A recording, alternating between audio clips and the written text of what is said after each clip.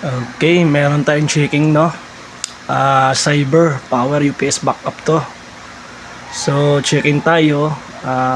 Naka battery mode to, so wala to input galing sa Meralco. So check natin yung pinaka output kung may power ito gamit tayong tester. Okay, so check natin. Okay, may reading siya na 232.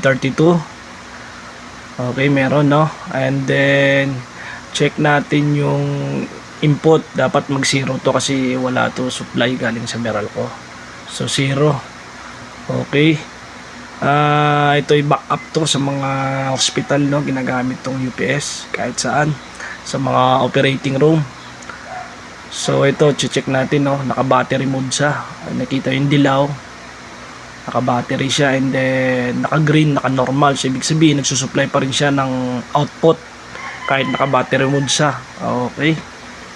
And then ito, ayun, nakikita natin 229 volts, 60 Hz, and then 79% pa yung battery, 7 hours. So